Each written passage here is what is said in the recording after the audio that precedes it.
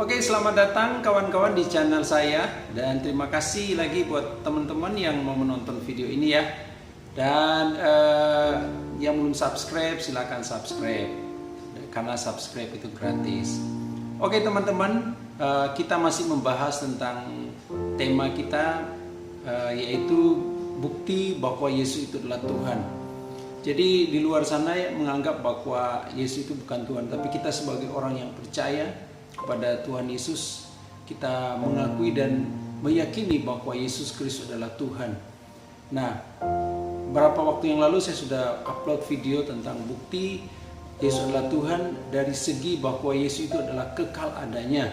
Nah, pada saat ini kita akan membahas tentang Yesus, bukti Yesus sebagai Tuhan dari sisi dia adalah sebagai manusia yang suci. Jadi dia adalah manusia yang suci dan dia adalah Allah yang kudus. Jadi kita tahu bahwa salah satu atribut kealahan adalah Allah itu kudus. Jadi kita lihat di dalam diri Yesus Kristus bahwa dia itu adalah kudus. Jadi kudus, tidak pernah berbuat dosa, ya, tidak pernah lahir dari dosa. Itu namanya kudus, suci. Karena kalau manusia itu namanya sudah berdosa atau pernah melakukan dosa, maka manusia itu tidak disebut dengan Tuhan atau Allah. Tapi kita lihat dari Yesus Kristus bahwa dia adalah suci. Tapi mungkin orang berkata, Yesus kan itu dia lahir dari manusia, mamanya ibunya adalah manusia, Maria. Berarti Yesus dia juga berdosa dong, karena di dalam kekristenan kan meyakini bahwa dosa itu adalah dosa alami atau dosa bawaan atau disebut dengan sinful nature. Nah, berarti dalam diri Yesus dia membawa sifat dosa dong. Nah, kita lihat, kita akan mendasari dari ayat-ayat firman Tuhan ya, karena kita harus mempunyai dasar kebenaran firman Tuhan untuk kita bisa meyakini sesuatu ya. Dalam hal ini kita harus kembali ke firman Tuhan sebagai dasar kita untuk meyakini bahwa Yesus Kristus adalah Tuhan. Nah, dari sisi ini kita akan melihat bahwa Allah itu harus kudus, karena Allah itu tidak pernah berbuat dosa dan dia tidak ada dalam hidup dalam dosa, beda dengan manusia. Tapi Yesus itu manusia, tapi dia tidak pernah berbuat dosa. Kenapa? Mari kita lihat. Pertama kita lihat dulu dalam Lukas pasal yang ke-1 ayat 35. Saya akan bacakan. Jawab malaikat itu kepadanya, Roh Kudus akan turun ke atasmu dan kuasa Allah yang Maha Tinggi akan menaungi engkau. Sebab anak yang akan kau lahirkan itu disebut kudus, anak Allah. Coba perhatikan bahwa ini perkataan malaikat ya kepada Maria, bahwa Maria itu akan melahirkan seorang anak, dan malaikat katakan bahwa anak yang dia akan lahirkan itu adalah kudus. Dan kudus di sini memang adalah kudus yang benar-benar kealahannya, karena dia adalah anak Allah, dia adalah kudus. Nah, di sini bahwa Yesus kan adalah anak Maria, berarti kita tahu bahwa manusia itu sesuai dengan Roma 3 ayat 23 berkata, sebab semua manusia telah berdosa dan telah kehilangan kemuliaan Allah, termasuk Maria dong. Nah, tapi kita lihat bahwa Yesus memang lahir dari rahim Maria, tapi kita tahu bahwa Yesus ini dikandung oleh Roh Kudus. Dikatakan Roh Kudus akan menaungi atasmu dan kuasa Allah yang Maha Tinggi akan menaungi engkau. Jadi anak daripada Maria itu Yesus Kristus ya, bahwa dia dilahirkan bukan dari pertemuan antara sel telur dan sel sperma ya. Jadi ini bukan secara alami, tapi ini pekerjaan Allah. Kok bisa? Ya bisa. Karena Allah kan bisa melakukan segala sesuatu. Allah itu maha kuasa. Allah bisa menciptakan dari yang tidak ada menjadi ada. Jadi ini kan kelahiran bukan kelahiran alami, tapi kelahiran yang mujizat. Mujizat Tuhan. Ya, jadi tidak ada pertemuan antara sel telur dan sel sperma sehingga melahirkan Yesus, karena memang Yesus itu dikandung dari Roh Kudus. Artinya memang Maria itu hanya dipinjam kandungannya untuk melahirkan Yesus, karena Yesus harus menjadi manusia. Ya, karena memang tujuan penyelamatan Allah itu adalah manusia. Karena korban itu harus manusia.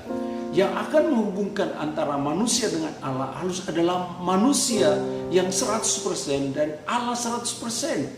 Sehingga kita manusia layak di hadapannya, karena orang yang menjadi atau pribadi yang menjadi penghubung antara Allah dan manusia, dia memiliki kealahan dan dia memiliki kemanusiaan. Dan Yesus tidak, walaupun Yesus manusia, tapi dia tidak membawai sifat dosa karena dia dikandung dari Roh Kudus. Mari kita lihat lagi dalam Matius pasal 1 ayat 20, dia berkata, tetapi ketika ia mempertimbangkan maksud itu, malaikat Tuhan nampak kepadanya dalam mimpi. Ini untuk Yusuf ya. Dan berkata, Yusuf anak Daud, janganlah engkau takut mengambil Maria sebagai istrimu, sebab anak yang dalam kandungannya adalah dari Roh Kudus. Perhatikan bahwa Yusuf ini tidak pernah berhubungan sebagai suami istri dengan Maria, tapi dia berkata, malaikat berkata, dia Maria itu akan mengandung, dan dalam kandungannya itu dari Roh Kudus. Jadi Yesus itu lahir bukan karena pertemuan antara sel telur dan sel sperma, tapi karena kuasa dan mujizat Tuhan. Dan Yesus itu adalah anak Allah yang kudus, ya. Jadi Yesus tidak pernah membawai dosa, ya. Jadi Yesus tidak pernah. Pertanyaannya, waktu Yesus ini dibawa oleh iblis ke padang gurun dicobai, untuk Yesus jatuh dalam dosa. Berarti Yesus itu kok bisa dicobai? Ya, apakah Yesus bisa berbuat dosa? Yesus bisa berbuat dosa secara kemanusiaannya, karena dia adalah manusia.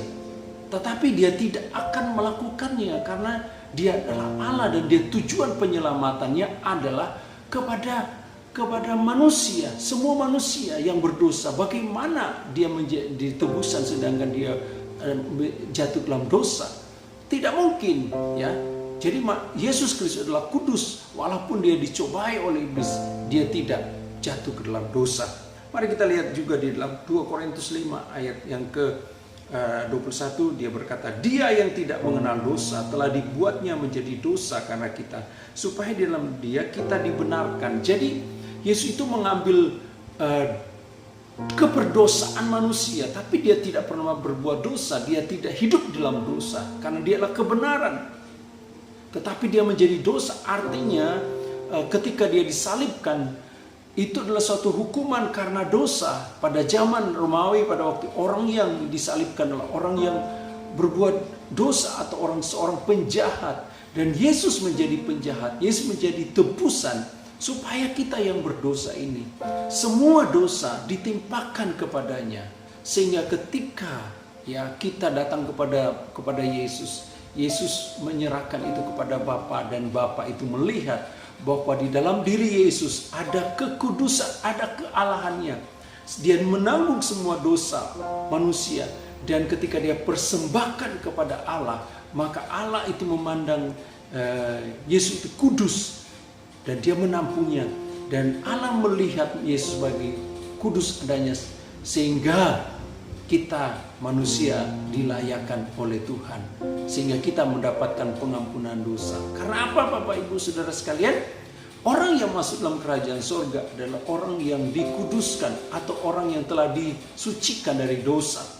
Nah, kita orang yang percaya, kita orang Kristen, percaya kepada Yesus, bahwa Yesus yang telah menebus semua dosa-dosa kita.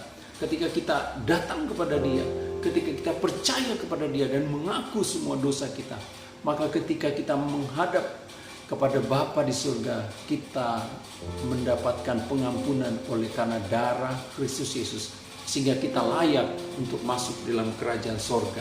Ya, saya bacakan lagi dalam Ibrani pasal 4 ayat yang ke-15, dia berkata, sebab imam besar yang kita punya, imam besar itu siapa? Yesus Kristus.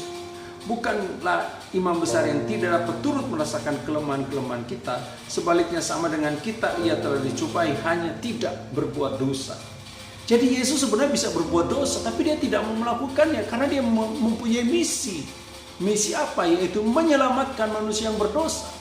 Bagaimanakah dia akan jatuh ke dalam dosa kalau misalnya dia punya tujuan menyelamatkan manusia yang berdosa? Tidak mungkin kan. Jadi Yesus itu harus menjaga kekudusan sebagai manusia, sehingga kita manusia ini juga sama seperti Yesus itu, dia bisa hidup dalam kekudusan. Maka sebagai orang yang percaya, kita juga bisa hidup dalam kekudusan dan kebenaran, karena Kristuslah yang telah menguduskan dan membenarkan kita.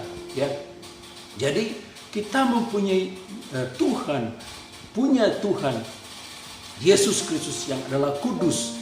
Dia menghidup dalam kekudusan, dia hidup dalam kesucian, dan inilah bukti di mana dia adalah sebagai ilahi adanya, Allah adanya, karena memang benar-benar dia, walaupun dia menjadi manusia, dia tetap mempertahankan hidupnya sebagai pribadi yang kudus dan suci, karena dia adalah Allah. Ya, demikian untuk video kali ini, dan kiranya video ini bisa bermanfaat buat teman-teman semua. Dan jikalau bermanfaat, bisa di-sharekan video ini, dan yang belum subscribe silahkan subscribe di channel saya ini. Dan Tuhan Yesus memberkati. Kita akan ketemu di video-video selanjutnya.